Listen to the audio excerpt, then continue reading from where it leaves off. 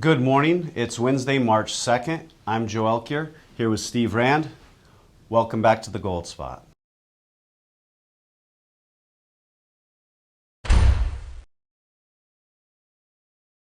Steve, we're seeing increased volatility around the world. We have lots of clients. We're even seeing news of people worried about the banking systems. Right now, with everything going on, how safe is our money? Well, I'm talking to a lot of people that are concerned, were concerned already, but prior to this because of the direction things were going. But now with what's going on in Canada and them freezing a lot of accounts there, hearing a lot of the same type of things in Australia and some of the other countries. So I'm getting a lot of requests about, what can we do? How can we better protect ourselves? And what do we have to be worried about? And I think the biggest thing is to kind of understand history. And if you look back at 2008 when we went through the financial crisis, the government used taxpayer money to bail out the banks. But those, of course, were changed over the course of the Dodd-Frank Act. And now the governments have the ability to bail in banks using the depositors' money because we're no longer depositors, we're now unsecured creditors when we put money in the bank.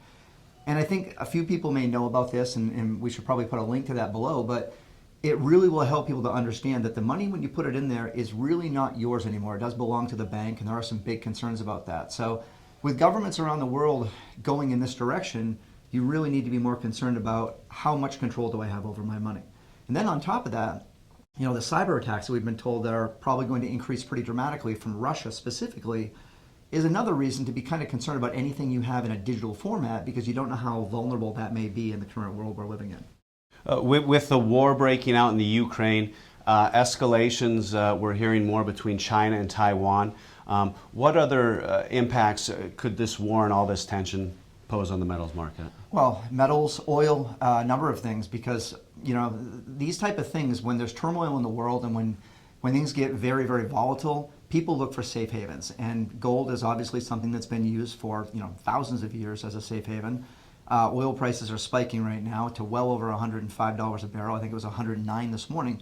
And we were at $80-something a barrel only a month ago. So between gold and oil, you're going to see more and more spikes in that more than likely. You've seen economists, prominent economists right now that are saying that oil could be at $200 a barrel within the month. And in the short term, gold to $2,200 to $2,400 a barrel. So I think he said midterm actually. So, there's volatility everywhere and it's about being prepared right now. And precious metals is one of the places that you can do that. And we're certainly seeing a lot of people that are rushing in to make sure that that's on the table right now. Go to our website, sbcgold.com, request information. We're here to help. Buy gold and wait. You don't wait to buy gold. We'll see you next week. Thank you.